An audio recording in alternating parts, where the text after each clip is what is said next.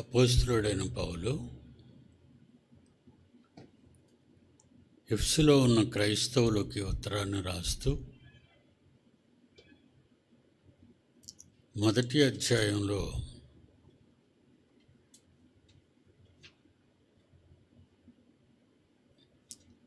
మొదటి వచనము, దేవుని చిత్తము వలన క్రీస్తు యేసు అపోస్తలుడైన పౌలు ఎఫెసులోనున్న పరిశుద్ధులను క్రీస్తు యేసునందు విశ్వాసులైన వారికి శుభమని చెప్పి వ్రాయినది.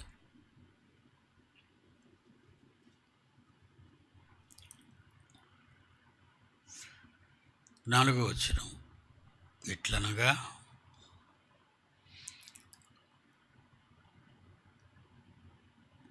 తన ప్రియుడైన యేసునందు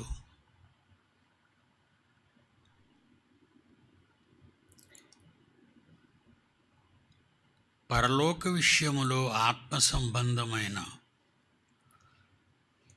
ప్రతి ఆశీర్వాదమును మనకు అనుగ్రహించెను. ఎట్లనగా తన ప్రియుని యందు మనకు అనుగ్రహించిన తన కృపామహిమకు కీర్తి కలుగునట్లు తన చిత్త ప్రకారమైన దయాసంకల్పము చొప్పున యేసుక్రీస్తు ద్వారా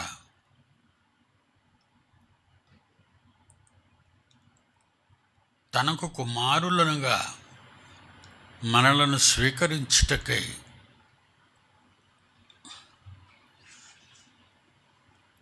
ముందుగా తన కోసము మనలను నిర్ణయించుకొని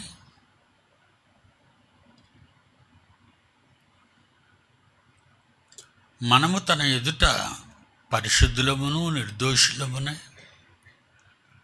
ఉండవలెనని జగత్తు పునాది వేయబడక మునుపే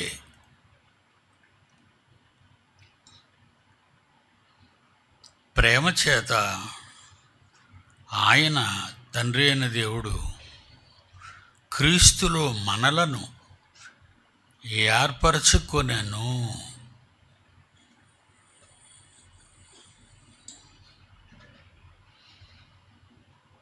జగత్తు పునాది వేయబడక మునుపే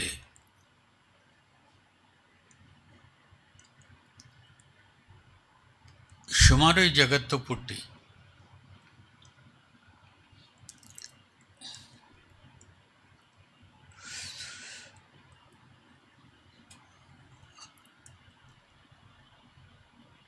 భూమి మీదున్న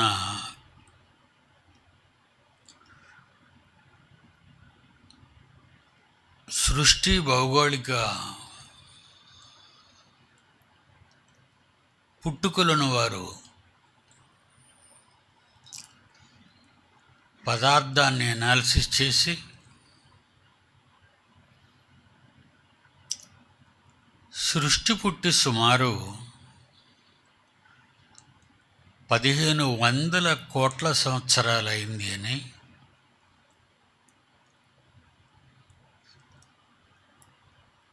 వాళ్ళు చెబుతున్నారు.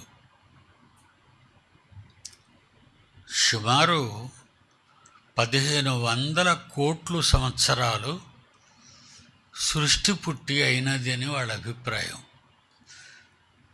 వాళ్ళ పరిశోధనల్లో. కాసేపు మనం దాన్ని బైబిల్ దగ్గరికి తీసుకొద్దాం.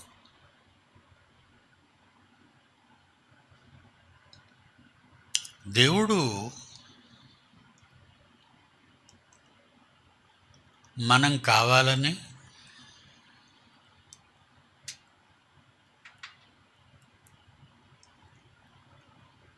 దేవుడు సృష్టించబోయే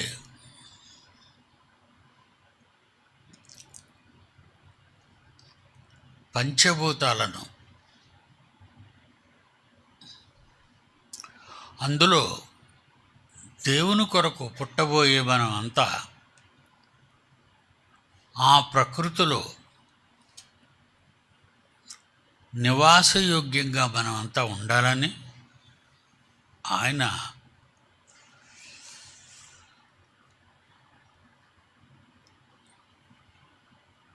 ఈ 1వ అధ్యాయం ఎఫ్సి పత్రిక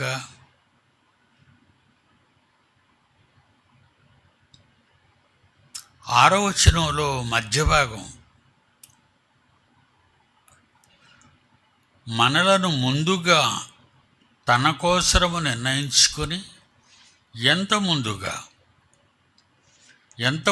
ఆయన మనలను నిర్ణయించుకున్నాడు ఆయన కొరకు మనం భూమి మీద పుట్టాలని.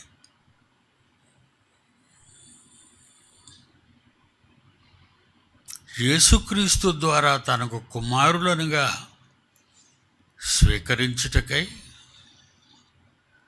మనలను ముందుగా తన కోసం నిర్ణయించుకొని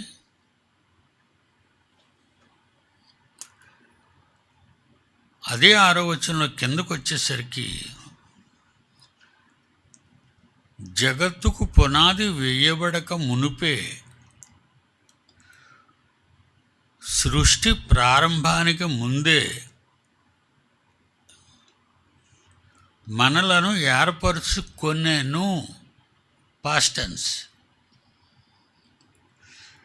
మనల్ని ఆయన ఏర్పాటు చేసుకున్నాడు.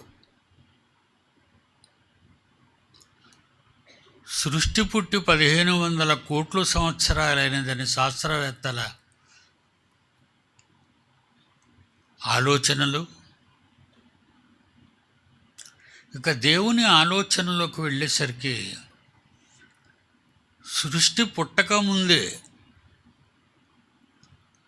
దేవుడు మనలను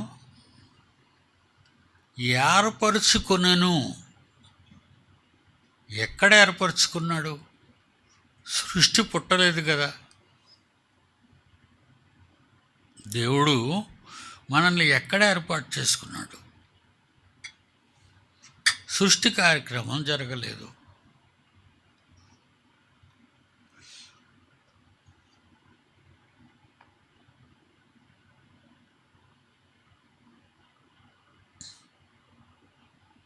ఈ 6వ వచనంలో చాలా పెద్దది.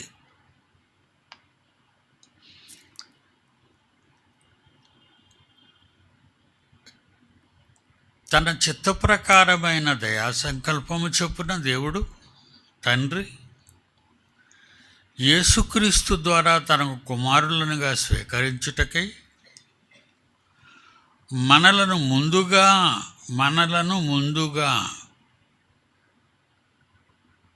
ఎంత ముందుగా అని చదువుతూ కిందకెళ్తే జగత్తు పునాది వేయబడక మునుపే.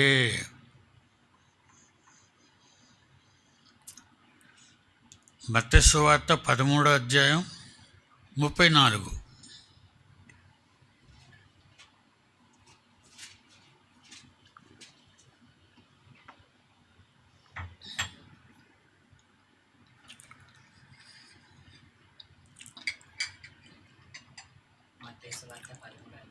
మత్తయి సువార్త 13వ అధ్యాయం 34. నేను నా నోరు తెరిచి ఉపమాన రీతిగా బోధించెదను. యేసుక్రీస్తు అంటున్నాడు, నేను నా నోరు తెరచి ఉపమాన రీతిగా బోధించెదను. లోకము పుట్టినది మొదలుకొని, లోకం పుట్టింది కదా, ఎప్పుడో చెప్పలేదు ఆయన. ఎన్ని కోట్ల సంవత్సరాల క్రితమో దేవుడు అక్కడ లెక్క చెప్పలేదు. లోకము పుట్టినది మొదలుకొని మరుగు చేయబడిన సంగతులను, దాచబడిన, చెప్పలేని, మీకు తెలియని, రహస్యముగా ఉంచబడిన, ఏమంటున్నాడండి? లోకము పుట్టినది మొదలుకొని మరుగు చేయబడిన సంగతులను దాచబడిన రహస్యముగా ఉంచబడిన ఎన్నో సంగతులు తెలియచెప్పెదను. మీకు చెప్తాను అంటున్నాడు ఆయన.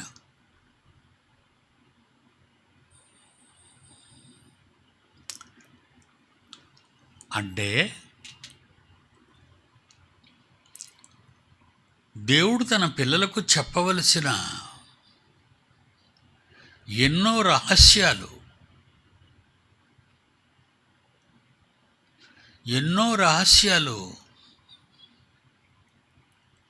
నా పిల్లలకు చెబుతాను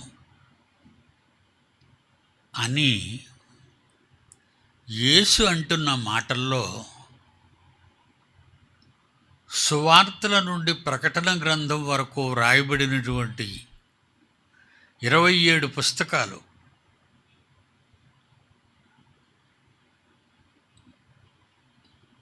యేసు చెప్తున్నాడు కదా.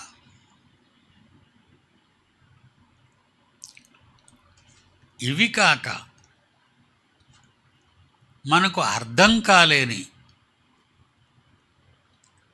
ఎన్నో సంగతులు క్రీస్తుకు ముందు ఆదికాండం నుండి మలాకీ వరకు 39 పుస్తకాలు ఎన్నో రహస్యాలు మనకు అర్థం కానివి దేవుడు వ్రాయించాడు. క్రొత్త నిబంధనలో ఆయన అంటున్నాడు యేసుక్రీస్తు వారు ఈ మత్తయి 13:34లో నేను నా నోరు తెరచి ఉపమాన రీతిగా బోధించెదను. లోకము పుట్టినది మొదలుకొని మరుగు చేయబడిన సంగతులను తెలియచెప్పెదను అని ప్రవక్త చెప్పిన మాట నెరవేరునట్లు యేసు ఈ సంగతులన్నిటినీ జనసమూహములకు ఉపమాన రీతిగా బోధించెను. ఉపమానం లేకుండా ప్రజలకు యేసుక్రీస్తు వారు ఏం చెప్పలేదట.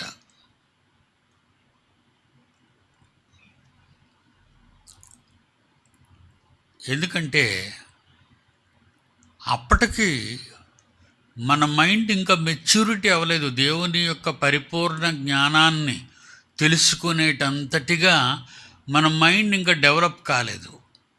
ఆ టైంలో ఆయన ప్రతి విషయాన్ని కూడా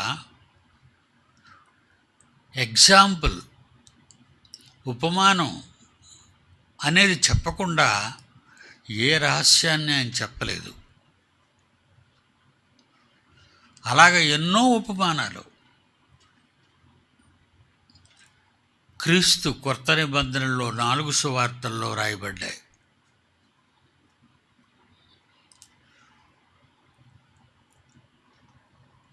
తిమోతికి రాసిన 2వ పత్రిక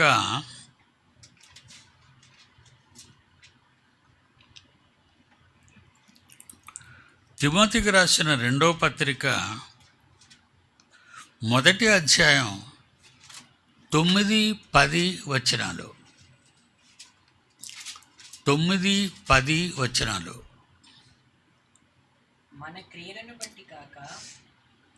మన క్రియలను బట్టి కాక తన సొంత ఆలోచన బట్టి, తన దేవుడు తమ సొంత ఆలోచన బట్టి అనాది కాలముననే ప్రారంభ కాలంలోనే క్రీస్తు యేసునందు మనకు అనుగ్రహింపబడినదియు క్రీస్తు యేసును మన రక్షకుని ప్రత్యక్షత వలన బయలుపరచబడినదియు అయిన తన కృపను బట్టి మనలను రక్షించి పరిశుద్ధమైన తండ్రి పిలుపులో పాలు పొందుటకు ఆయన మనలను పిలిచెను. ఆయన మనలను పిలిచెను.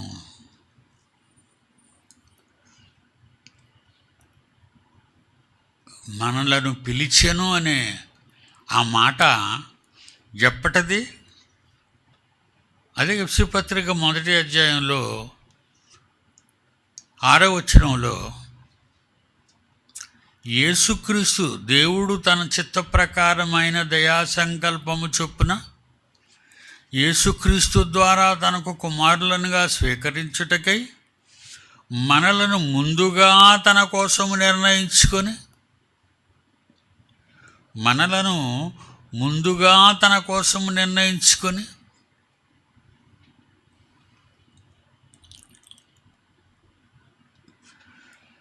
బరము తన ఎదుట పరిశుద్ధులమును నిర్దోషులమునై ఉండవలెనని జగత్తు పునాది వేయబడక మునుపే ప్రేమ చేత తండ్రి అయిన దేవుడు క్రీస్తులో మనలను ఏర్పరచుకొనెను.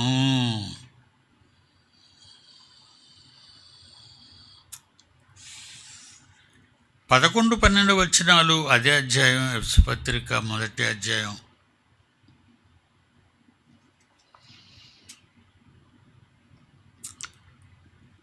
11-12 వచనాలు కానీ మనం చూస్తే,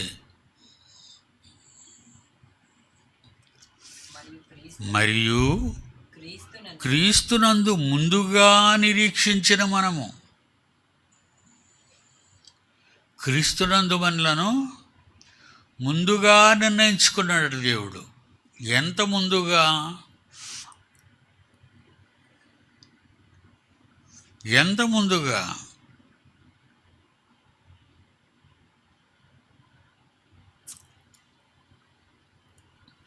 పదవచనంలో 10వ వచనం చూస్తే, ఈ సంకల్పమును బట్టి ఆయన పరలోకములో ఉన్నవే కానీ భూమి మీద ఉన్నవే కానీ సమస్తము క్రీస్తునందు ఏకముగా సమకూర్చవలెనని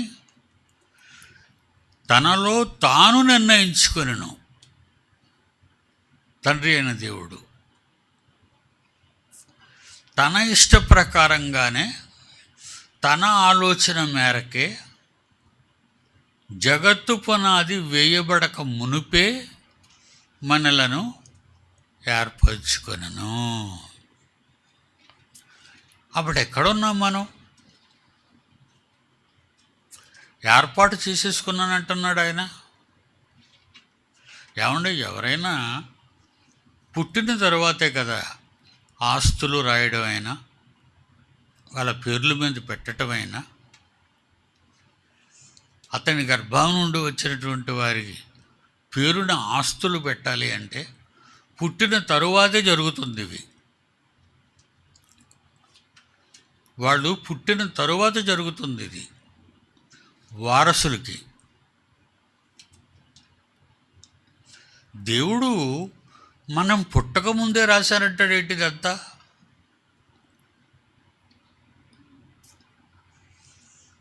తనలో తాను నిర్ణయించుకొనెను. ఏంటి, మనం పుట్టకముందే? ఇది దేవుని యొక్క అనాది సంకల్పం. మనుషులకు అర్థం కాదు ఇది. ఈరోజు బైబిలు చాలామందికి అర్థం కావటం లేదండి.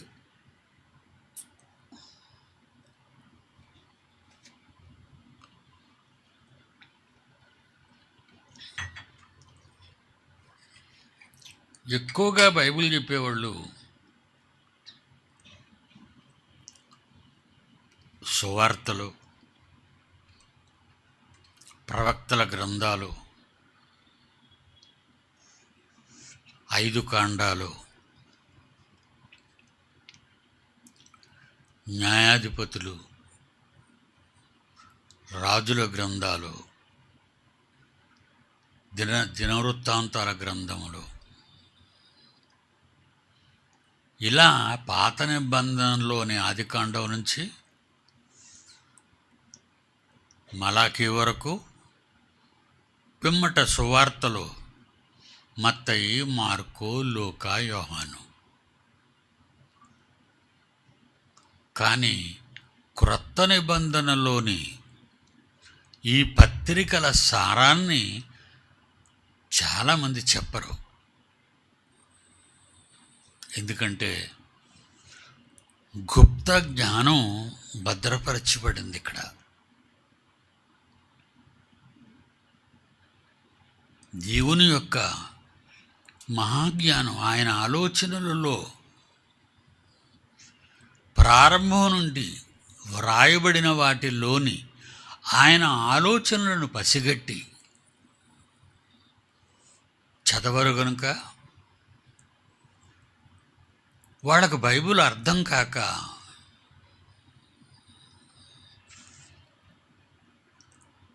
మనం చచ్చిపోతే పరలోకానికి వెళ్ళిపోతామనే ఒక తప్పుడు మాట ప్రజల గుండెల్లో అమర్చేశారు.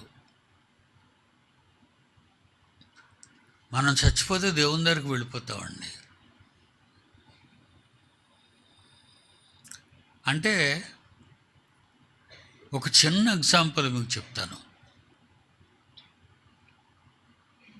దేవుని దగ్గరికి వెళ్ళిపోవటం అంటే పుట్టించిన ఈ లోకం, మనకంటే ముందుగా పుట్టించిన ఈ లోకం నుండి మనం ఇప్పటి వరకు చూడని దేవుడున్న లోకం, పరలోకముందున్న మా తండ్రి అని అంటాం కదా, ఆ లోకం, పరలోకం, పరలోకానికి వెళ్ళిపోతాం అని ఏం కాకుండా ఒక్క మాటలో తగ్గొడతారు. ప్రియులారా,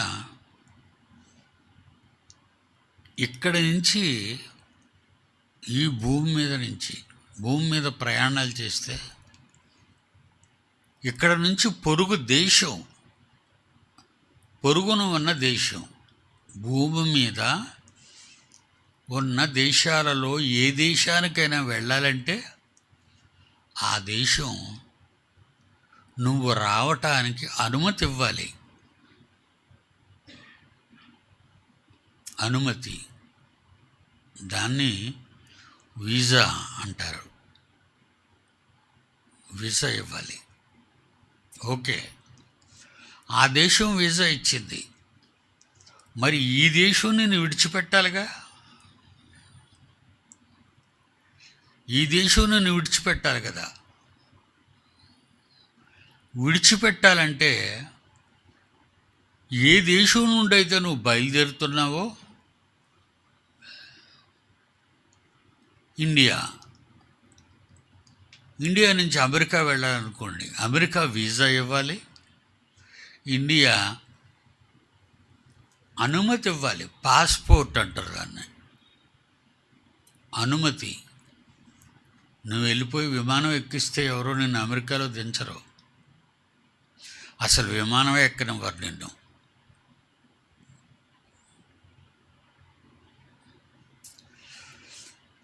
ఇలా ఈ దేశం నీకు పాస్పోర్ట్ ఇచ్చి, ఆ దేశం నీకు వీసా ఇచ్చి తీసుకెళ్ళడానికి విమానానికి టికెట్ కొనుక్కుంటే ఎన్నో ₹1000 టికెట్టు.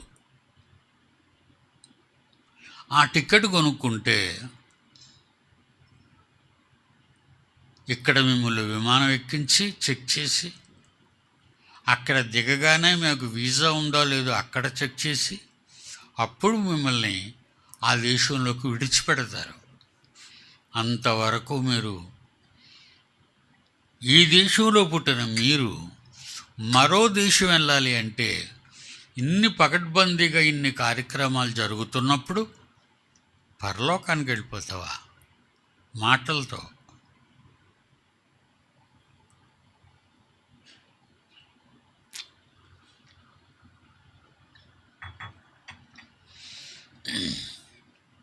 ఎవరండి పరలోకం వెళ్ళిపోతారు?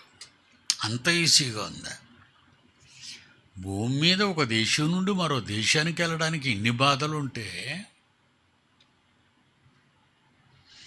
ఇంత ఖర్చు ఉంటే, ఇంత కష్టం ఉంటే, ఇక్కడి నుంచి పరలోకం వెళ్ళిపోవడం అసలు అది ఎక్కడుందో తెలీదు, అది ఎలా ఉందో తెలీదు, అక్కడికి ఎలాగెళ్ళాలో తెలీదు.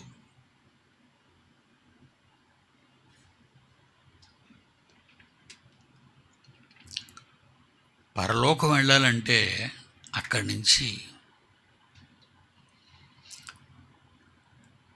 విమానం రాదు,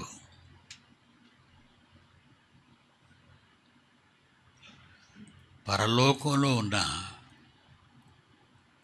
దేవుని సేవకులైన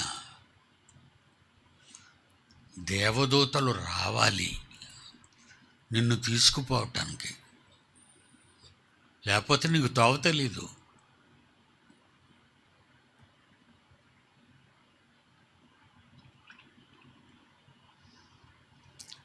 లాజర్ గారు చచ్చిపోయారు, మీ అందరికీ తెలుసు అది. ఆయన చనిపోయాడో లేదో దేవదూతల చేత లోక సువార్త 16వ 16వ అధ్యాయం అధ్యాయం 22వ వచనం. 22వ వచనం. లోక సువార్త 16వ అధ్యాయం 16వ అధ్యాయం 22వ వచనం. 22వ వచనం. ఆ దరిద్రుడు చనిపోయి లాజరు గారు ధనవంతుడు ఎంట పడి వాళ్ళు పారవేసే రొట్టె ముక్కలు తింటూ భయంకరమైన పుళ్ళుతో భూమి మీద బాధపడుతూ ఆయన చచ్చిపోయాడు. ఎందుకంటే భూమి మీద పుట్టిన ప్రతి ఒక్కరూ భూమిని విడిచిపెట్టేయాలి, ఇక్కడ ఉండడానికి వీల్లేదు ఎవరు. మీరు ఎంత ట్రై చేసినా, ఎంత శాస్త్రం డెవలప్ అయినా చావు అనేది మీకు రాక తప్పదు. చావు వస్తుంది.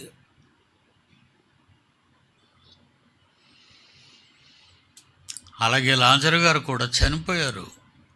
అప్పుడు లోక సువార్త 16వ అధ్యాయం 22వ వచనం. 22వ వచనం. 22. ఆ లాజరు చనిపోయి ఆ లాజరు గారు చనిపోయిన తర్వాత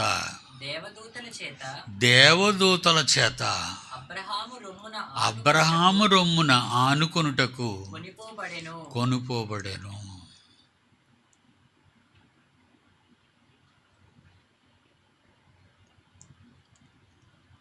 అయితే అబ్రహాం గారు ఎక్కడున్నారు? పరలోకంలో కాదు. అబ్రహాం గారు పరలోకంలో లేరు.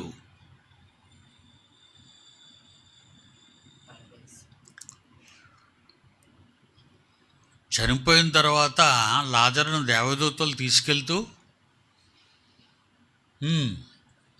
ఒకరా, ఇద్దరా, ముగ్గురా, నలుగురా, 10 మందా, 100 మందో, కోటాను కోట్లు దేవదూతలు ఉన్నారు దేవుడి దగ్గర.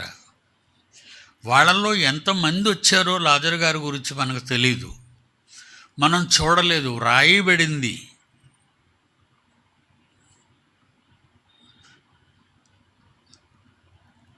దేవదూతల చేత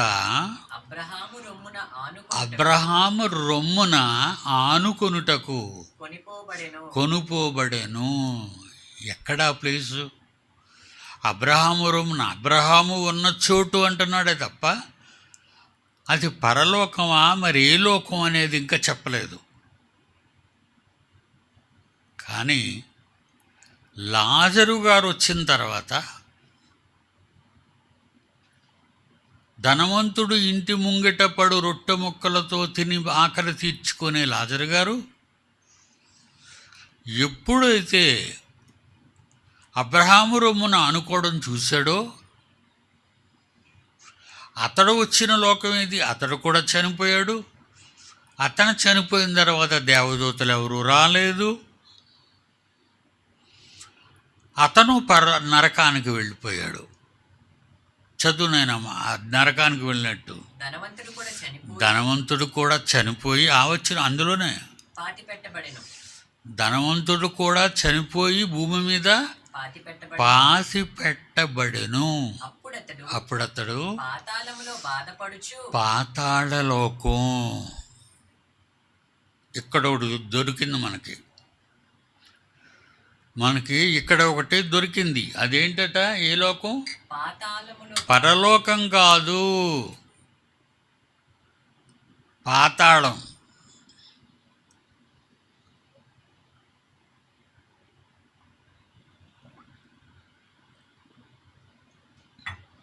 మరి చచ్చిపోయిన వాళ్ళందరూ పరలోకం వెళ్ళిపోయారంటారు వీళ్ళు. బైబిల్ తెలియక, బైబిల్ చదవక, ఏదో పిడి సుందరరావు గారు బైబిల్ చెప్తున్నారు, వినేసి వద్దాం పదండి అంతే. ఏం చెప్పారు? అందులో ఉన్న రహస్యాలేంటి? యేసుప్రభు ఏమన్నారు ఇందాక 13వ అధ్యాయం మత్తయి సువార్తలో? నేను నా నోరు తెరిచి ఉపమాన రీతిగా బోధించెదను. లోకము పుట్టినది మొదలుకొని మరుగు చేయబడిన దాచబడిన గుప్తమై ఉన్న భద్రపరచబడిన అనేక రహస్యాలు సంగతులను తెలియజెప్పేదను. మరి ఏవి రహస్యాలు తెలుసుకున్నారు వీళ్ళంతా? బైబిల్ ట్రైనింగ్ అంటారు, బెంగళూరులో చదువుకున్నానంటారు, కలకత్తా సిరంపూర్లో చదువుకున్నానంటారు. అసలు ఎవరికైనా బైబిల్ అర్థమైందా?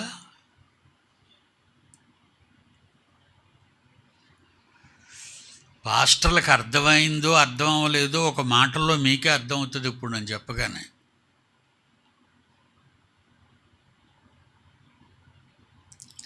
సంఘంలో ఎవరైనా చనిపోతే సమాధి కార్యక్రమంలో పాల్గొనేది ఎవరో? మొదట నెంబర్ 1 పర్సన్ పాస్టర్. చర్చి కబురెడతారు, వస్తాడు, టీ కాఫీలు తాగుతాడు, ఒక 4-5 మాటలు చెప్తాడు, మీరేం భయపడిన అవసరం లేదంటాడు, సమాధి దగ్గర తీసుకెళ్తారు. అక్కడికి వెళ్ళి చివరిసారిగా ఎవరైతే చూడాలనుకుంటున్నారో, మరి తనను భూస్థాపితం చేస్తున్నాం, చివరిసారిగా ఎవరు చూడాలనుకుంటున్నారో ఒకసారి చూసి వెళ్ళిపోండి అంటారు. ఎందుకంటే పెట్టి మీద మూత వేసేస్తారు, మేగులు కొట్టేస్తారు. అప్పుడు మనందరం అక్కడ ఉండగా ఒక ప్రార్థన చేస్తాడు, దేవుడితో చెప్తాడు, తండ్రి ఈ అప్పల నర్సీని నీ సన్నిధికి చేర్చుకో. ఎక్కడికి? ఎవరి సన్నిధికి? ఈ యోబు గారిని మీ సన్నిధికి చేర్చుకోండి. ఈ రూతమ్మ గారిని మీ సన్నిధికి చేరనివ్వండి. ఈయనెవరు రికమెండ్ చేయడానికి? ఈయన ఏమైనా పరలోకానికి మినిస్టరా? బొత్తిగా తెలియని మూర్ఖులు. అయ్యగారు అని మీరు ఎవరైనా కథలు పడుతుంటారో వాళ్ళు పిచ్చి మూర్ఖులు. పరలోకాన్ని తీసుకో, నీ సన్నిధికి చేర్చుకో. ఈయన ఆర్డర్ వేస్తాడు దేవుడికి ఈయన ఆర్డర్ వేస్తాడు. ఈయనెవరో? అసలు బైబిలే రాని మూర్ఖుడు, ఆదివారం ప్రసంగాలకు అలవాటు పడిన మూర్ఖుడు, ప్రార్థన కూటాల్లో ప్రార్థన చేయడానికి వచ్చిన మూర్ఖుడు.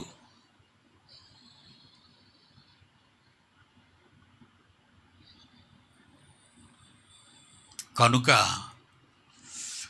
ధనవంతుడు చనిపోగానే ఎక్కడికి వెళ్ళాడు? అప్పుడు అతడు పాతాళములో బాధపడచ్చు, కన్నులెత్తి దూరము నుండి అబ్రహామును అంటే పాతాళ లోకానికి కనిపించే దూరంగా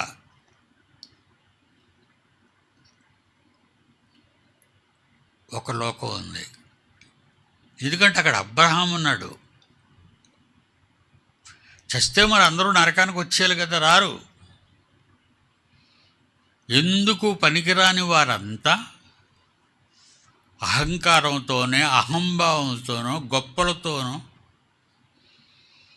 దేవుని కొరకు బ్రతకక, క్రైస్తవుడనే పదానికి అర్థం ఎరుగక, బతుకు కాలమంతా లోకం కోసమే బతికి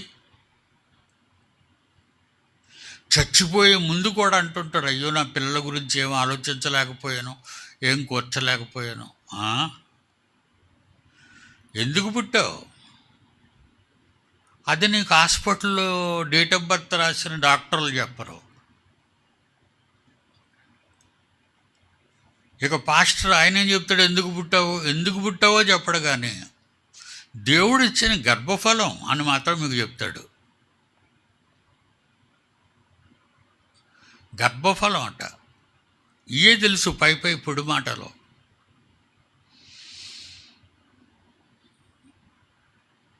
చాలా దూరంగా కనబడుతుంది ఒక లోకం. అక్కడ అబ్రహాం గారు ఉన్నారు, ఈవెన్ లాజర్ గారు కూడా ఆయన రొమ్మున ఆనుకున్నాడు.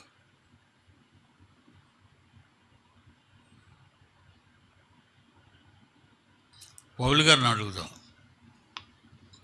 ఆ లోకం పేరు ఏంటి నాయన, తమరైనా చెప్తారా అని పౌలు గారిని అడుగుదాం. కొరింథీయులకు రాసిన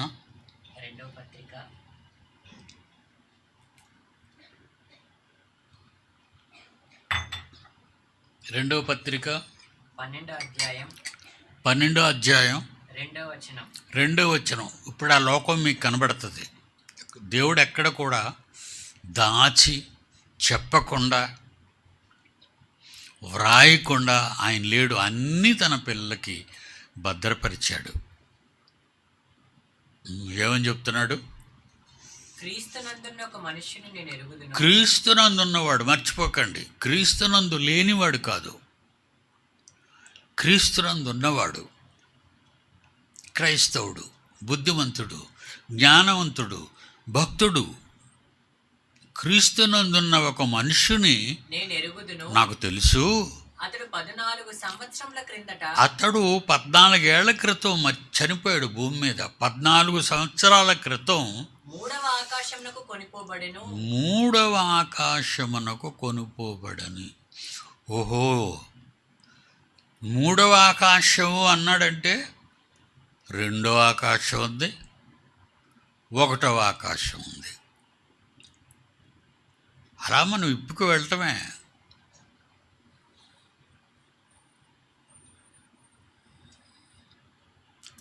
అతడు 3వ ఆకాశమునకు కొనుపోబడి, అతడు శరీరంతో వెళ్ళాడో శరీరం లేక వెళ్ళాడో నాకు తెలీదు, అది దేవునికే తెలుసు. అట్టి మనుష్యుడు నాకు తెలుసు. ఆ 3వ ఆకాశంలో ఉన్నది పరదైసు.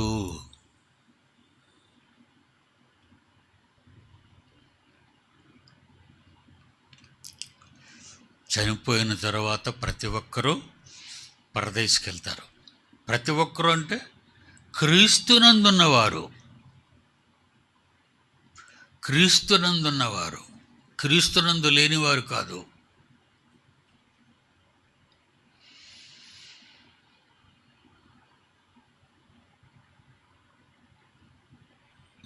దేవుని పిల్లలారా,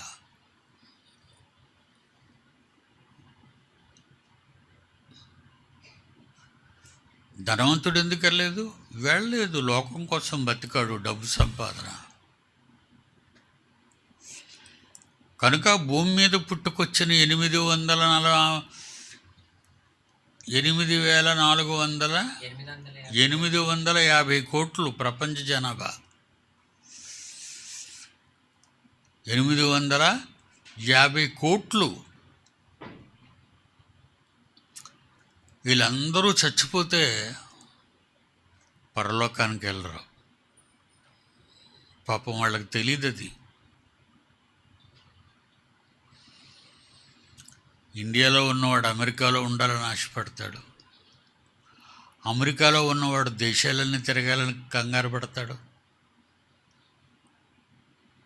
భూమి మీద ఉన్నవాడు ఆ దేశం ఈ దేశం తిరగాలి, ప్రపంచం అంతా తిరిగి రావాలి అనే దుష్టమైన కోరికలతో చచ్చి నరకానికి పోతాడే తప్ప దేవుడి లోకం ఎక్కడుంది, ఎలా ఉంది, ఎలా వెళతాం, ఏ సాధన చేస్తే మనం దేవదూతలు వస్తారు మనం తీసుకెళ్ళడానికి?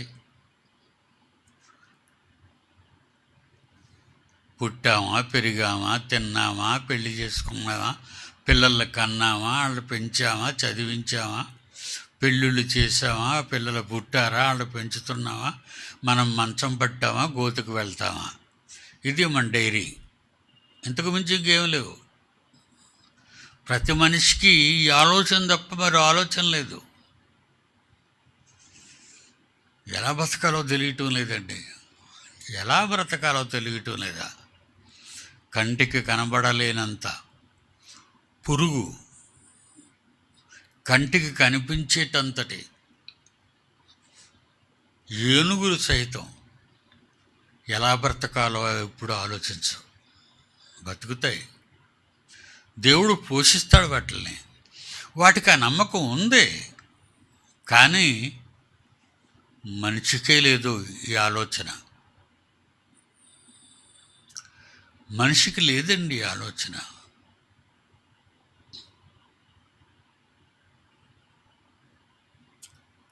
ఓకే అండి, ఇక్కడికి ఆపుదాం. మిగిలిన భాగాన్ని వచ్చే ఆదివారం ఉదయం మాట్లాడుకుందాం.